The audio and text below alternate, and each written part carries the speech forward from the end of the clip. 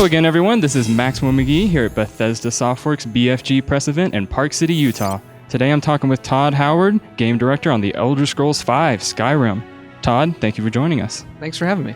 All right, Todd, so obviously we have a lot to get to, so let's just dive right in. Can you tell us some about how combat's going to work in this game and some of the changes you guys have made from previous games? So what we're doing now with combat, even though it's a big role-playing game, you talk to people, you explore a world, at the end of the day, you're going to be doing a lot of combat. You're going to be bashing a lot of creatures in the head with maces and axes and swords. It's what happens. So we do spend a lot of time on it. And what we've gone with is kind of using the triggers or the mouse buttons for, you're going to play what do you want to put in your hands? Do you want to use a sword and a shield, a two-handed weapon, multiple spells? So we kind of wrap combat and magic into one system.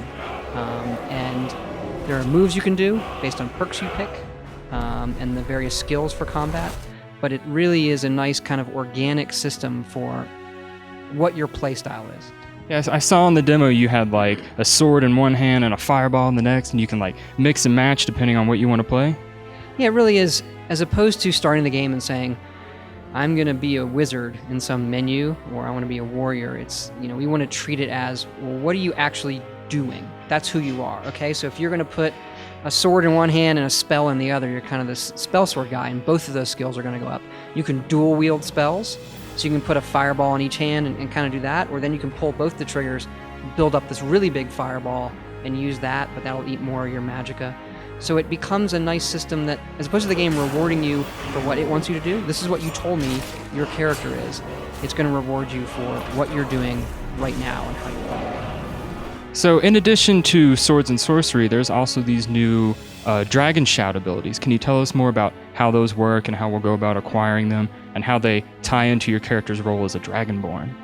So in the previous Elder Scrolls lore, we had the Thum, the ability to shout, which is this power the Nords had from long ago. That is the language of dragons. And now dragons have returned. So when our dragons are breathing fire, it's not some physical thing. It's magical by them speaking these words. The dragons are talking in their language. And you can learn that language as well. And you learn these words of power, and you put them together. So even though you're putting what you want in either hand, you obviously still have your mouth, and you get to pick a shout that you're going to be using as well. And there are these big battles with dragons you have that become these shout battles where you're shouting back and forth at each other. It's really something unique and pretty cool. Now, on the topic of dragons, from what we saw in the demonstration, it looked like there were these roving boss fights that would occur randomly, sort of like the big daddies in the BioShock series. Can you tell us more about that? They do kind of fill that role. If you were to take, it's actually in our initial design, they fill the role of a mix of a big daddy in BioShock and a helicopter in Half-Life 2. They're scarier than a big daddy. And because they're swooping around, you can't really, and you can see that in the demo. Sometimes I would lose it. I didn't know where it would go. It's very unscripted. So there are things, if you're going to defeat, you are going to have to use a lot of resources. And when you defeat them, because you are Dragonborn, you absorb the soul of the dragon. And what that means, we're not talking about quite yet. So can you tell us more about how enemy scaling is going to work in this game? Are enemies just going to match your level, or are there going to be areas that maybe you shouldn't go to just yet because it's a little too difficult? How's that going to work?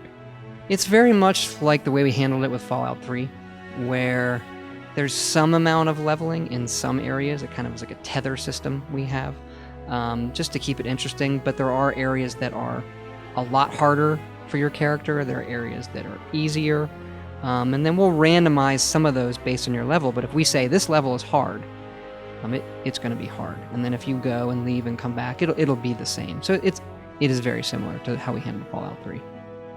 So naturally, as you're fighting all these enemies, you're going to be gaining a lot of experience and leveling up. Can you explain in more detail some of the changes you guys are making to like the skills and the perks and how you go about customizing your character?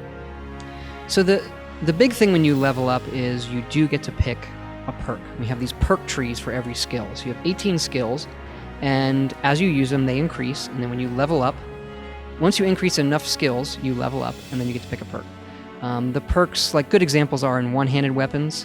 There are perks you can pick that, like, I want to specialize in axes, and axes cause bleeding damage over time, or maces ignore armor, or blades do critical damage.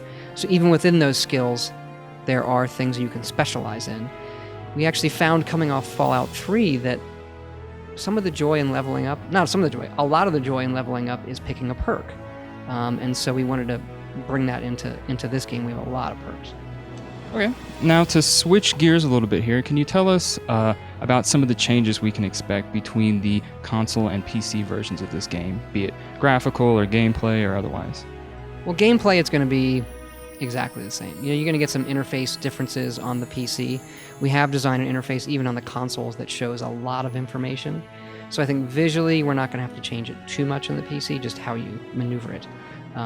As far as graphically, we author all of the graphics really high end. So the game's going to look the same on all the consoles, but the PC by its nature, and because you're sitting closer to the screen, usually the PC you're going to sit a few feet away, as opposed to 6, 8, whatever you're going to do in a console game. It does come with higher res textures. Depending on your PC, you're going to be able to jack the resolution up. But also if your PC isn't up to all of that, our graphics are really based on level of detail, how we stream things. So you can scale those things back. And I've just got 2 more questions for you because we're about out of time. Can you give us a brief rundown on what the modding tools will be like for this game? Because obviously, The Elder Scrolls has always had a very vibrant modding community. Yeah, we're big fans of that. The modders out there who use our stuff, they do incredible things. They spend a lot of time on it.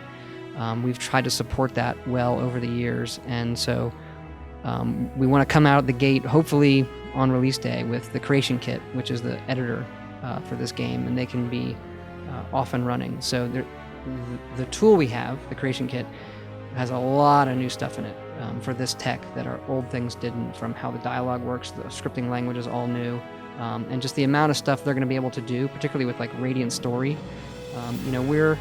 We've figured out how we're using it right now, but it is a really powerful tool that I think once it's out in the wild, we're going to learn a lot because there's so many people using this, and they're going to do a lot of cool things.